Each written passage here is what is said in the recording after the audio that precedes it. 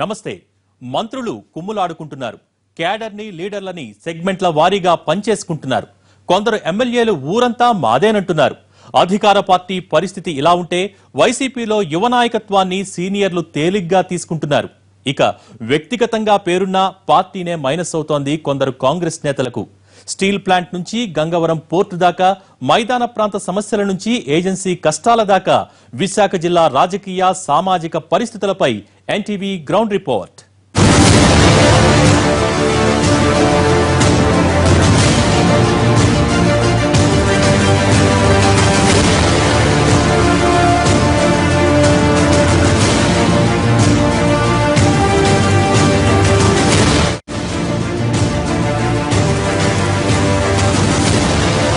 ఆంధ్ర ప్రజల ఆత్మగౌరవ ప్రతీక విశాఖ ఉక్కు. ఓవైపు అరకు అందాలు, ఆ అందాల మధ్య పెరిగే ఏజెన్సీలో ప్రజలు. అన్ని రాష్ట్రాల ప్రజలకు ఆతిథ్యం ఇస్తున్న విశాఖ జిల్లాలో తాజా రాజకీయ పరిణామాలేంటి, ఎలా ఉన్నాయో చూద్దాం.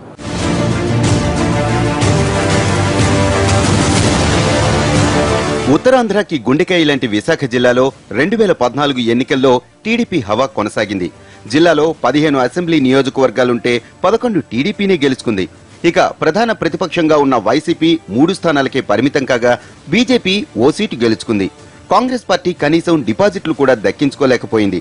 ఎన్నికల తర్వాత వైసీపీ ఎమ్మెల్యే ఒకరు పచ్చకండువా కప్పుకోవడంతో టీడీపీ సంఖ్యాబలం 12కు చేరింది.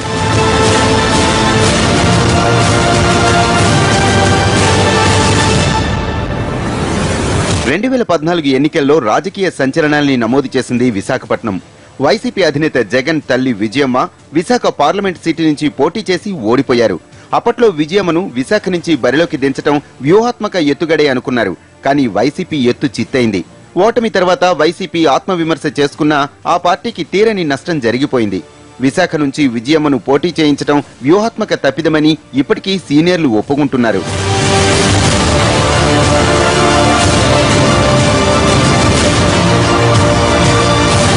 ప్రత్యేక హోదా డిమాండ్ విషయంలో విశాఖ ప్రజలు అంత సీరియస్ గా లేరు.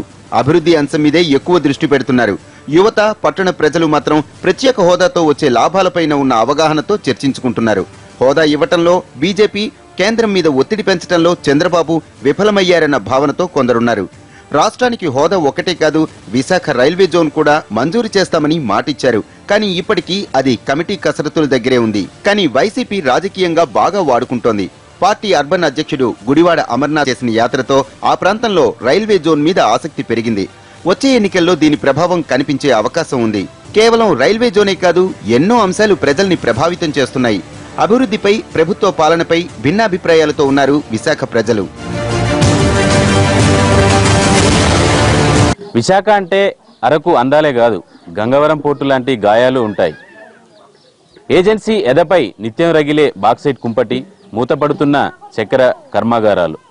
మొత్తానికి ఆదాయ వనరులు పుష్కలంగా ఉన్న విశాఖ జిల్లాకు ఒరిగిందేంటి, ప్రభుత్వం చేస్తుందేంటి?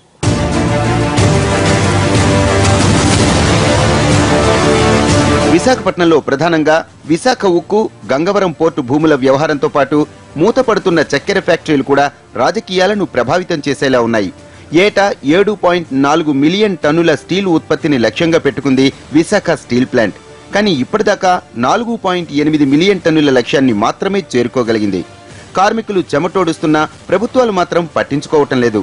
ప్రైవేటు స్టీల్ ప్లాంట్కు ముడిసరుకు గనుల్ని కేటాయిస్తారు. కానీ ప్రభుత్వ యాజమాన్యంలోని విశాఖ స్టీల్ ప్లాంట్కు మాత్రం ఆ సదుపాయమే లేదు. విశాఖ ఉక్కు ఆంధ్రుల హక్కు నినాదంతో 32 మంది ప్రాణత్యాగంతో ఏర్పడినటువంటి ఈ స్టీల్ ప్లాంట్ 3.5 దశాబ్దాలుగా తన ప్రాథమిక ఇబ్బందుల నుండి అధిగమించలేని పరిస్థితిలో ఉన్నాం. ప్రధానమైంది ఈ దేశంలో ఉన్నటువంటి ప్రభుత్వ, ప్రైవేటు ఉక్కు పరిశ్రమలన్నిటికీ కూడా సొంత ఇనప గనులు కలిగి ఉన్నాయి. విశాఖ ఉక్కుకు మాత్రం సొంత ఇనప గనులు లేవు. ఉత్పత్తిలో 56 నుండి 60% పైగా ముడి సరుకుకు సంబంధించినటువంటి పెట్టుబడి. సొంత గనులు కలిగిన వారికి 1 టన్ను ఇనపరాదును తీయటానికి 550 రూపాయలు అయితే, మేము 1 టన్ను ఇనపరాదును కొని కొలుములో వేయటానికి 6,000 రూపాయలు అవుతుంది. ఒరిస్సా నుంచి ముడిసరుకు దిగుమతిపైనే ఆధారపడింది Visakha steel plant. Steel plant లో ఉత్పత్తి వ్యయంలో ముడిసరుకు కోసమే 62% వెచ్చించాల్సి వస్తోంది. గడచిన ఎన్నికల్లో స్టీల్ ప్లాంట్ కు ముడిసరుకు ఇప్పించే బాధ్యత తనదేనన్న బీజేపీ 3 ఏళ్లలో ఆ దిశగా ఎలాంటి ప్రయత్నం చేయలేదు. ప్రభుత్వాల అనాలోచిత నిర్ణయాలతో పోయినేడాది 500 కోట్ల నష్టాల్లో ఉంది విశాఖ స్టీల్ ప్లాంట్. ఇక 1980లో స్టీల్ ప్లాంట్ కోసం రైతుల నుంచి 26,000 ఎకరాల భూమిని తీసుకున్నారు. దీంతో 16,000 కుటుంబాలు నిర్వాసితులైన పరిహారం, ఉద్యోగావకాశాలు అందడం లేదు. ఆశ్చర్యకరమైన విషయం ఏమిటంటే విశాఖ స్టీల్ ప్లాంట్ కోసం భూములిచ్చిన వారిలో కొందరు ఉద్యోగుల ఇళ్లలో పనులు చేస్తూ పొట్టపోసుకుంటున్నారు. మేక్ ఇన్ ఇండియా నినాదాన్ని ఎలుగెత్తి చాటుతున్న కేంద్ర ప్రభుత్వం విశాఖలో ఉత్పత్తయ్యే స్టీల్ ని ప్రభుత్వ సంబంధిత పనులకు వాడుకుంటే ప్లాంట్కి ఈ దురవస్థ ఉండేది కాదు. ఈ విశాఖపట్నం ఎంపీ గారు హరిబాబు గారు ఈ గేటుకే వచ్చి ఓ పెద్ద బహిరంగ సభ పెట్టారు. ఉక్కు కర్మాగారానికి సొంత వనరులు తెచ్చే బాధ్యత నాది అని చెప్పాడు. ఇవాళ 3 ఏళ్ళు గడుస్తూ ఉంది. ఒక్క మాట కూడా పార్లమెంటులో మా విశాఖ ఉక్కుకు సొంత వనరులు కేటాయించాలని చెప్పి ఒక్క ప్రశ్న కూడా వేసిన పాపాన పోలేదు. మా యూనియన్ ప్రతినిధులకు తీసుకెళ్ళి కనీసం స్టీలు, మైన్స్ ఒక మంత్రి స్థాయిలో ఉన్నాయండి. ఉక్కు మంత్రి దగ్గర తీసుకెళ్ళి అయ్యా మీ శాఖలోనే ఉంది మైన్స్ మాకు కూడా ఇప్పించండి అని చెప్పి ఒక్క మాట కూడా అడిగిన పాపన పోలేదు. విశాఖ జిల్లాలో జరిగిన రాష్ట్రమంతా దుమారం రేగింది గంగవరం పోర్టు భూముల వివాదం. ఆశ్చర్యకరమైన విషయం ఏమిటంటే గంగవరం పోర్టు యాజమాన్యానికి విశాఖ స్టీల్ ప్లాంట్కు చెందిన 1400 ఎకరాల భూమిని అప్పగించారు. స్టీల్ ప్లాంట్కు భూములిచ్చిన వారికి ఇప్పటికీ పరిహారం ఇవ్వలేదు. ఉపాధి కల్పిస్తామని చెప్పినటువంటి ఈ కేంద్ర రాష్ట్ర ప్రభుత్వాలు ఈ గంగవరం పోర్టు నిర్మాణం ద్వారా ఏదైతే నిర్వాసితులకి ఈ రోజు కూడా ఉపాధి అనేటువంటిది కల్పించలేదు. ఉక్కు నిర్వాసితులకి గంగవరము ప్రజలు కానీ దెబ్బపాలెం ప్రజలు కానీ మత్స్య సంపదను ఆటాడుకున్నటువంటి అవకాశాన్ని కోల్పోయి ఈ రోజు జీవన స్తోమత లేనటువంటి పరిస్థితుల్లో ఇవాళ మంచన పట్టే పరిస్థితి ఇవాళ మత్స్యకార కుటుంబాలు ఉన్నాయి. గంగవరం పోర్టు ప్రైవేటు పోర్టుగా ఈ ప్రభుత్వాలు పర్మిషన్ ఇవ్వడం వల్ల పూర్తిగా పోలీసుని వాళ్ళ ఇంట్ల పైన వేసి ఈ రోజు గంగవరం ప్రజలు మేము బయటికి తరలించేయండి అన్నా సరే ఇవాళ యాజమాన్యం కానీ ప్రభుత్వాలు పట్టించుకునేటువంటి పరిస్థితి ఉంది. ఉపాధి కల్పించలేదు. సేకరించిన భూముల్ని విశాఖ స్టీల్ నుంచి గంగవరం పోర్టుకు అప్పటి ప్రభుత్వం ధారాదత్తం చేసింది. దీంతో గంగవరం పోర్టు పరిసరాల్లోని 4 గ్రామాల మత్స్యకారులు ఉపాధిని కోల్పోయారు. తమ కడుపు కొట్టారనే బాధితుల ఆక్రోశంతో గంగవరం ఇప్పటికీ అలజడిగానే ఉంటోంది. ఇంతవరకు కూడా మాకు ఉద్యోగాలు కొంతవరకే చేశారు. ఇంకా కొన్ని ఉద్యోగాలు ఫండింగ్లో ఉన్నవి 172, 160 ఉద్యోగాలు ఎన్నో ఉన్నాయి. ఇంతవరకు కూడా రాలేదు.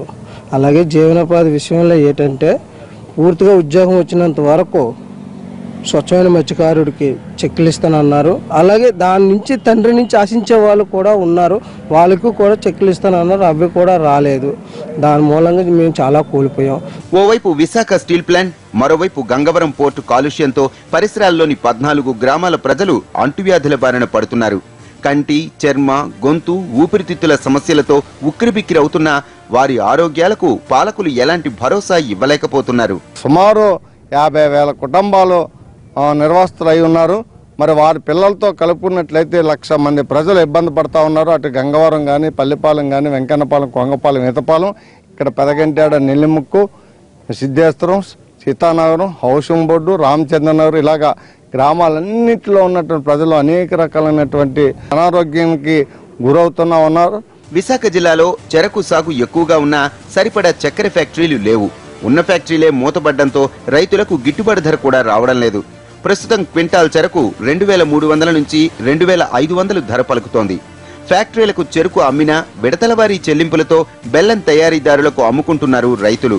వ్యవసాయ రంగాన్ని ప్రభుత్వం అంతగా పట్టించుకోవటం లేదన్న అసంతృప్తి విశాఖ రైతుల్లో ఉంది. గవర్నమెంట్ ఏమండి ఏడు పని చేస్తుంది, ఏడు చేస్తున్నాం. వాళ్ళ టైం వచ్చేప్పుడు మాకు ఓట్లలో వస్తే మాకు కెయ్య పడిచేస్తాను ఓట్లు వేసుకుంటాండి. మాకు ఏడు పని చేస్తుంది, అన్నీ ఇస్తారేటి. ఆ ఎనమాట వెళ్తే ఎవరు తొగు చెప్పరా అంతే, నువ్వెక్కడ దాన్ని నన్ను ఎక్కడ దాన్ని అంతండి. మరి ఏడు చేస్తాం. విశాఖలో సముద్ర తీరం ఎక్కువ, కానీ సముద్ర పరివాహక ప్రాంతాన్ని ఆదాయ వనరుగా మార్చుకోవటంలో ప్రభుత్వం ఫెయిల్ అయింది. పర్యాటక ప్రాంతాలుగా అభివృద్ధి చేస్తే ఆదాయం పెంచుకునే అవకాశం ఉంది. కానీ ఇక్కడి నాయకులు, మంత్రులు రాష్ట్రానికి వచ్చే ఆదాయం కంటే తమ ప్రాధాన్యాలకే పెద్దపీట వేస్తుండటంతో విశాఖ అందం అడవిగాచిన వెన్నెల్లా మారిపోతోంది.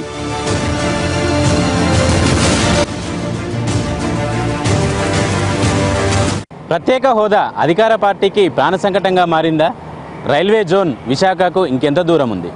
అధికార పార్టీపై విశాఖ ప్రజలు పెట్టుకున్న నమ్మకాలను ఎంతవరకు సక్సెస్ చేసుకుంది? మరి వైసీపీ ఏ మేరకు బలాన్ని పుంజుకుంది? విశాఖ రాజకీయాల్లో ఇంతకీ జనసేన అధినేత పవన్ కళ్యాణ్ ముద్ర ఎంత?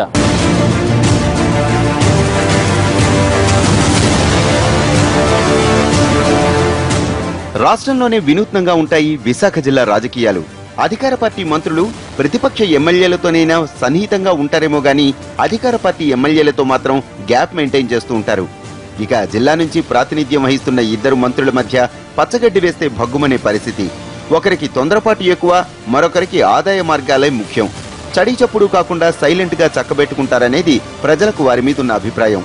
ఈ ఇద్దరు మంత్రుల వ్యవహారం పార్టీకి తలనొప్పిగా మారింది. వ్యక్తిగత పంతాలు పట్టింపులతో పార్టీ పరువును బజారుకీడుస్తున్నారన్న అసంతృప్తి కేడర్లో ఉంది.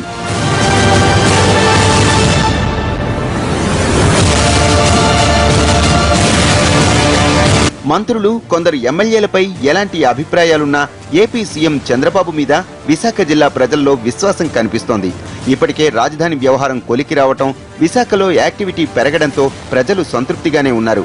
రెవెన్యూ లోటు ఉన్నా రాష్ట్రాన్ని నడిపించగలుగుతున్నారని, తన వంతు ప్రయత్నాలు చేస్తున్నారని ప్రజల్లో చంద్రబాబుపై సానుకూలత ఉంది.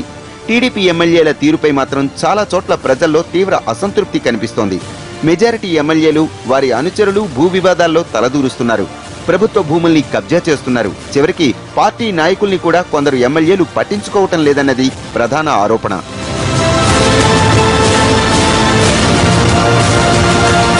విశాఖ జిల్లా నుంచి ప్రాతినిధ్యం వహిస్తున్న మంత్రులు గంటా శ్రీనివాసరావు, అయ్యన్నపాత్రుడే పార్టీకి పెద్ద తలనొప్పని టీడీపీ శ్రేణులు చెబుతున్నాయి.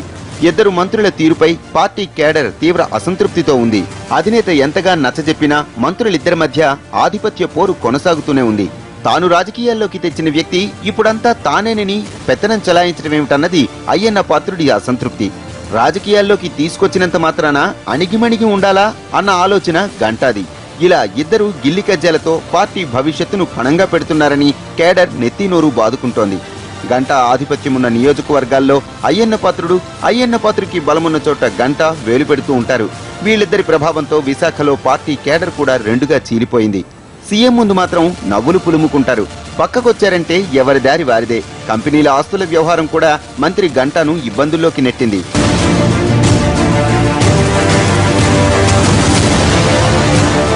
టీడీపీ ఎమ్మెల్యేలు ప్రాతినిధ్యం వహిస్తున్న నియోజకవర్గాల్లో ఎక్కడా కేడర్ సంతృప్తిగా కనిపించడం లేదు. ఏ ఒక్క ఎమ్మెల్యే కూడా జెండా మోసిన కార్యకర్తల్ని పట్టించుకోవటం లేదు. చుట్టూ కోటరీని పెట్టుకుని వారి కోసమే పనిచేస్తున్నారు కొందరు.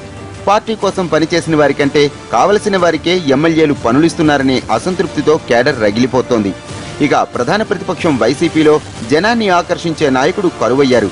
విశాఖ నగర పరిధిలోని నియోజకవర్గాల్లో పార్టీ అంత యాక్టివ్గా లేదు. దీనికి తోడు జిల్లా బాధ్యతలు తీసుకుని లీడ్ చేసే నాయకుడు లేరు. ఇటీవలే అర్బన్ అధ్యక్షుడిగా బాధ్యతలు స్వీకరించిన గుడివాడ అమర్నాథ్ కాస్త యాక్టివే. అయితే అంతకుముందు పనిచేసిన వంశీతో పోల్చుకుంటే వయసులో చిన్నవాడు కావడంతో ఆయన నాయకత్వాన్ని సీనియర్ లీడర్లు అంగీకరించే పరిస్థితి కనిపించడం లేదు. దీంతో నాయకుడికి కేడర్కు మధ్య గ్యాప్ కనిపిస్తోంది. బలమైన నాయకత్వం లేకపోవటమే వైసీపీ బలహీనత. విజయసాయిరెడ్డి కొంత దృష్టి సారిస్తున్నా అనుకున్నంతగా పార్టీ ఎదగటం లేదన్న అభిప్రాయం పార్టీ నాయకుల్లో కూడా ఉంది. విశాఖ జిల్లాలో పవన్ కళ్యాణ్ ప్రభావం బాగానే ఉంది. గ్రేటర్ విశాఖలో యువత, పవన్ సామాజిక వర్గం ఎక్కువ ఆసక్తితో ఉన్నారు. కాంగ్రెస్ పార్టీ నాయకులు కూడా జనసేన వైపు చూస్తున్నారు. కొణతార లాంటి నేతలు కూడా జనసేన తలుపు తట్టే అవకాశాలు కనిపిస్తున్నాయి. ఎన్నికల నాటికి మాత్రం రాజకీయాల్ని ప్రభావితం చేసే స్థాయిలోనే పవన్ ఎఫెక్ట్ ఉండే అవకాశం ఉందన్న చర్చ జరుగుతోంది. పవన్ కళ్యాణ్ సామాజిక వర్గం కూడా కాస్త బలంగానే ఉంటుంది. ఈ క్రమంలో ఇతర పార్టీల మీద జనసేన ప్రభావం ఉండొచ్చు అంటున్నారు.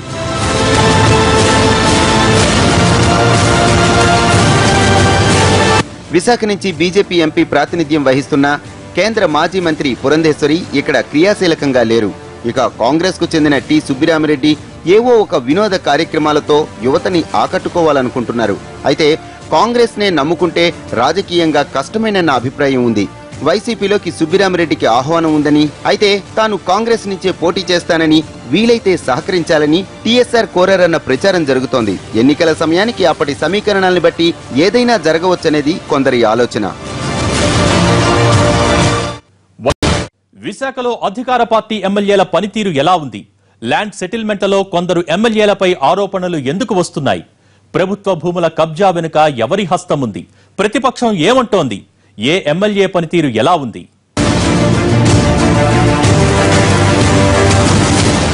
విశాఖ జిల్లా భౌగోళిక స్వరూపం మిగతా ప్రాంతాలకు భిన్నంగా ఉంటుంది. మొత్తం 15 అసెంబ్లీ నియోజకవర్గాల్లో విశాఖ నగరాన్ని ఆనుకొని 7 అసెంబ్లీ నియోజకవర్గాలున్నాయి. ఏజెన్సీ ప్రాంతంలో 2 అసెంబ్లీ నియోజకవర్గాలున్నాయి. సప్లైన్ ఏరియాలో 6 నియోజకవర్గాలున్నాయి. ఎన్నికల్ని ప్రభావితం చేసేవారంతా సిటీ ఓటర్లే. వీరిలో కూడా ఎక్కువ మంది డిఫెన్స్, పోర్ట్, స్టీల్ ప్లాంట్ ఉద్యోగులతో పాటు ఇతర రాష్ట్రాల నుంచి వచ్చే స్థిరపడ్డవారే ఎక్కువగా ఉంటారు. విశాఖ సిటీని ఆనుకొని Visakha east, Visakha west, Visakha north, Visakha south నియోజకవర్గాలతో పాటు గాజువాక, పెందుర్తి, భీమిలి నియోజకవర్గాలు ఉంటాయి. ఇక్కడి నుంచి ప్రాతినిధ్యం వహించే ఎమ్మెల్యేలలో ఎక్కువ మందిపై భూ కబ్జా ఆరోపణలున్నాయి. విశాఖ ఈస్ట్ ఎమ్మెల్యే వెలగపూడి రామకృష్ణపై ల్యాండ్ సెటిల్మెంట్ల ఆరోపణలున్నాయి. ప్రభుత్వ భూముల కబ్జాలోనూ ఎమ్మెల్యే పేరు వినిపిస్తోంది.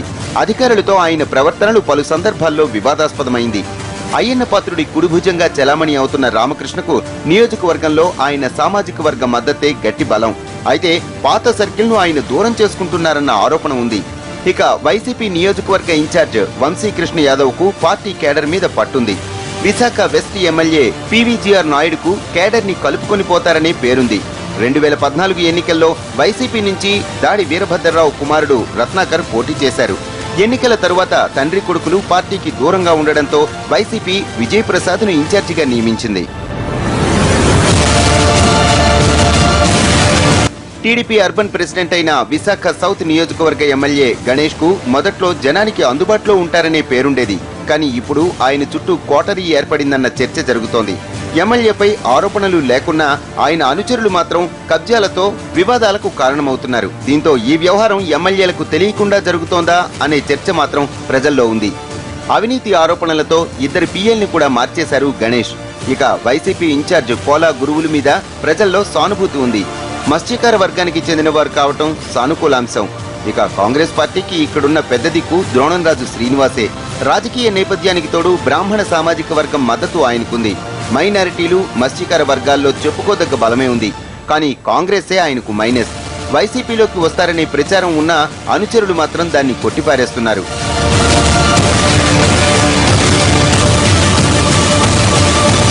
విశాఖ నార్త్ నుంచి ప్రాతినిధ్యం వహిస్తున్న ఎమ్మెల్యే విష్ణుకుమార్ రాజు బీజేఎల్పీ నేతగా అసెంబ్లీలో ఇటు నియోజకవర్గంలో భూదందాలు, అవినీతి ఆరోపణలపై ఎక్కువగా ఫోకస్ చేస్తున్నారు.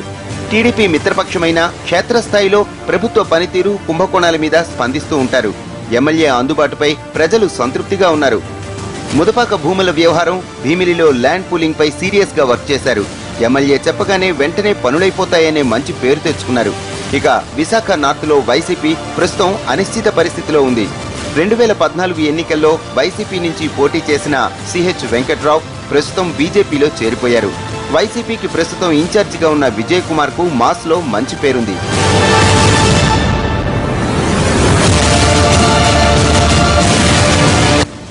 ఇక గాజువాక విషయానికొస్తే ఎప్పటి నుంచో పార్టీని అంటిపెట్టుకుని ఉన్న వాళ్లను ఎమ్మెల్యే పల్లా శ్రీనివాస్ యాదవ్ పట్టించుకోవటం లేదనే ఆరోపణలున్నాయి. సెటిల్మెంట్లలో ఆయన సోదరుడి పేరు వినిపిస్తోంది. వివాదాస్పద భూములకు లైన్ క్లియర్ అయ్యేది ఇక్కడేనంటారు. అయితే 40 ఏళ్లుగా పరిష్కారానికి నోచుకొని ఇనాం భూముల పట్టాల పంపిణీ వ్యవహారం కొలిక్కి రావడంతో ఎమ్మెల్యే విషయంలో లబ్ధిదారులంతా సానుకూలంగా ఉన్నారు. విశాఖ స్టీల్, గంగవరం పోర్ట్ ఈ నియోజకవర్గ పరిధిలోనే ఉన్నాయి. పరిశ్రమల కార్మికుల సంక్షేమంపై స్థానిక నాయకుల చొరవ లేదనే విమర్శలున్నాయి. మరోవైపు కాలుష్యంతో జనం ఇబ్బంది పడుతున్నా పట్టించుకునేవారే లేరు. వైసీపీ యాక్టివ్గా లేకపోవటం నియోజకవర్గంలో ఎమ్మెల్యేకి కలిసొచ్చే అంశం.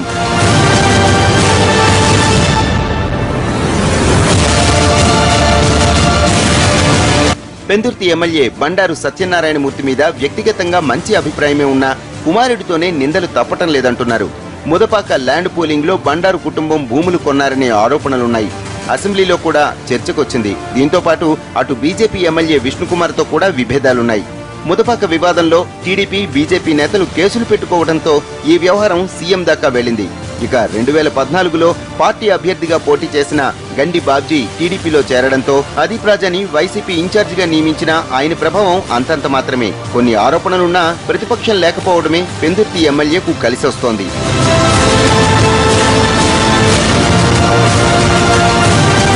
భీమిలి నుంచి ప్రాతినిధ్యం వహిస్తున్న మంత్రి గంటా శ్రీనివాసరావు నియోజకవర్గాన్ని పట్టించుకున్న పాపాన పోలేదంటున్నారు స్థానికులు. రోడ్ల విస్తరణ పనుల్లో భాగంగా రెండు వైపులా ఉన్న ఇళ్లను కూల్చేయాలనే నిర్ణయంపై భీమిలి పట్టణ ప్రజలు గుర్రుగా ఉన్నారు. తమ గోడు చెప్పుకుందామన్నా మంత్రి అందుబాటులో ఉండరంటున్నారు భీమిలి ప్రజలు. ప్రతిసారి నియోజకవర్గాన్ని మార్చే ఆనవాయితీ ఉన్న గంట వచ్చే ఎన్నికల్లో భీమిలి నుంచి పోటీ చేయరనే ప్రచారం ఉంది. అందుకే నియోజకవర్గాన్ని పట్టించుకోవటం లేదనే అనుమానం భీమిలి ప్రజల్లో ఉంది. గతంలో తోడలుడు పరుచూరి భాస్కర్ రావును పార్టీ ఇన్ఛార్జిగా పెట్టి సమస్యలు కొని తెచ్చుకున్నారు. తర్వాత ఆయన్ని పక్కన పెట్టి మాజీ ఎమ్మెల్యే అప్పల నరసింహరాజుకు బాధ్యతలిచ్చారు.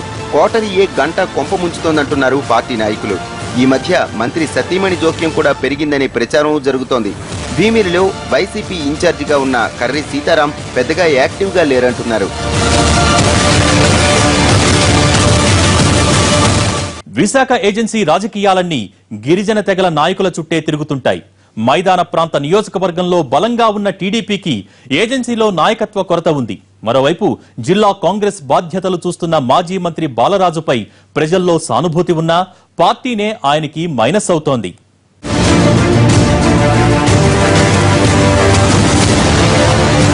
ఆ మంత్రి గారి ఫ్యామిలీ అంతా పాలిటిక్స్ లోనే. నర్సీపట్నం ఎమ్మెల్యేగా ఉన్న అయ్యన్న పాత్రుడు జిల్లాలోనే సీనియర్ నాయకుడు. ఆయన మరదలు అనిత నర్సీపట్నం మున్సిపల్ చైర్మన్, తమ్ముడు సన్యాసరావు వైస్ చైర్మన్. వారసులు కూడా మున్సిపాలిటీపై అజమాయిషీ చేస్తున్నారు. 3rd గ్రేడ్ మున్సిపాలిటీగా ఉన్న నర్సీపట్నంలో గ్రేడ్ 1 టారిఫ్ పన్ను వసూళ్లపై ప్రజల్లో అసంతృప్తి ఉంది. నియోజకవర్గంలో అయ్యన్న కుమారుడి జోక్యం ఎక్కువే.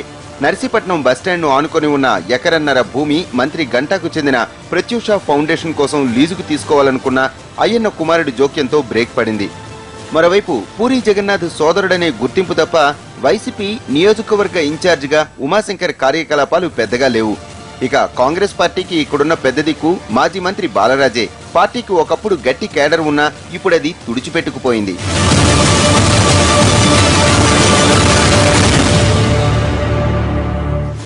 గంటా అనుచరుడిగా పేరున్న అనకాపల్లి ఎమ్మెల్యే పీలా గోవిందనాయుడు ఆర్థికంగా స్థితిమంతుడు.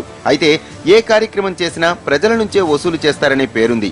ఎన్నికలకు ముందు అమ్మవారికి బంగారు కిరీటం చేయిస్తానన్న పీలా తర్వాత బంగారు వ్యాపారుల ద్వారానే కిరీటాన్ని చేయించారనే ప్రచారం జరుగుతోంది. నియోజకవర్గంలో ఉత్సాహంగా తిరుగుతున్న పరిస్థితి అంత సానుకూలంగానైతే లేదు. చక్కెర ఫ్యాక్టరీ మూతపడ్డా కార్మికులను పట్టించుకోలేదు. 4 ఏళ్ల బకాయిలు కూడా ఇప్పించలేదని రైతులు అసంతృప్తితో ఉన్నారు. కొనతాల రామకృష్ణ సోదరుడు రఘునాథ్కు ఎమ్మెల్యే పీలా గోవింద్తో బియ్యం కుదిరాక వైసీపీ నియోజకవర్గ ఇన్ఛార్జిని ఆ పార్టీ మార్చేసింది. గుడివాడ అమర్నాథ్ రెడ్డికి వైసీపీ బాధ్యతలు అప్పగించినా ఆయన వ్యవహార శైలిపై అధినాయకత్వానికి ఫిర్యాదులు వెళ్లాయి. సీనియర్లను లెక్క చేయరనే ఆరోపణలతో అనుకున్నంతగా రాణించలేకపోతున్నారు అమర్నాథ్. ఇక సీనియర్ నేత కొనతాల రామకృష్ణతో పాటు ఆయన అనుచరులు సైలెంట్ అయ్యారు. జనసేనలోనికి వెళతారనే ప్రచారం ఉన్న కొనతాల నిర్ణయం ఏమిటన్నది ఇప్పటికీ సస్పెన్సే. గతంలో టీడీపీ నుంచి వైసీపీలోనికి చేరి ఎన్నికల తర్వాత ఆ పార్టీకి గుడ్ బై చెప్పిన దాడి వీరభద్రరావు కూడా సైలెంట్ గా ఉన్నారు.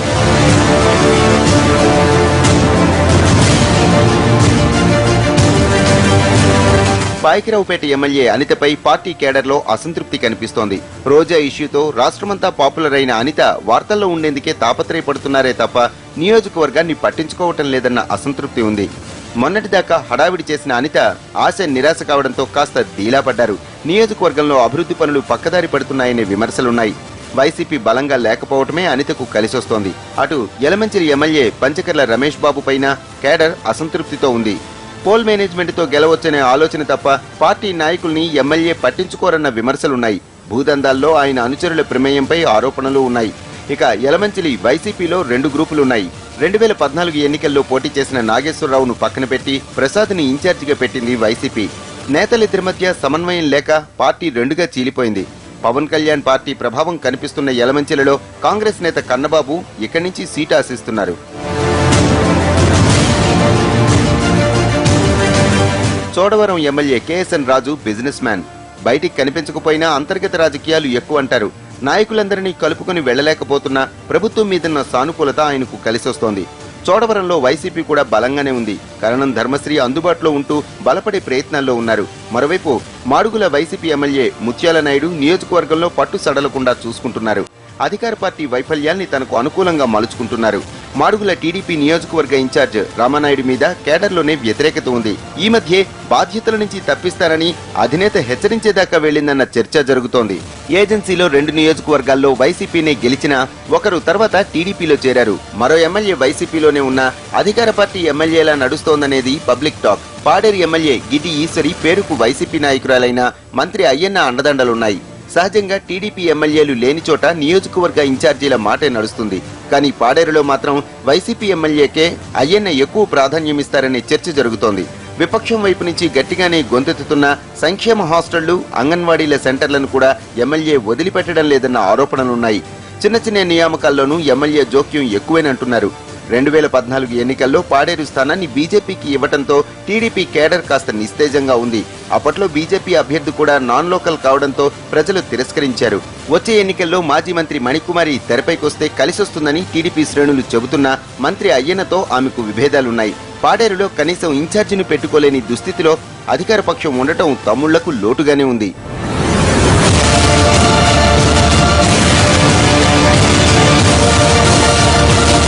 అరకు నుంచి వైసీపీ ఎమ్మెల్యేగా గెలిచిన సర్వేశ్వరరావు తర్వాత టీడీపీలో చేరిపోయారు. పార్టీ ముద్రతో గెలిచిన సర్వేశ్వరరావు అరకులో తనదైన ముద్ర ఉండేలా పనులు చేయాలనుకుంటున్నారు.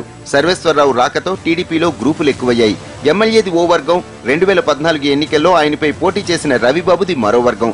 మాజీ ఎమ్మెల్యే సోమ కూడా ఇక్కడ మరో వర్గాన్ని ప్రోత్సహిస్తున్నారు. దీంతో అరకులో తెలుగుదేశం 3గా చీలిపోయింది.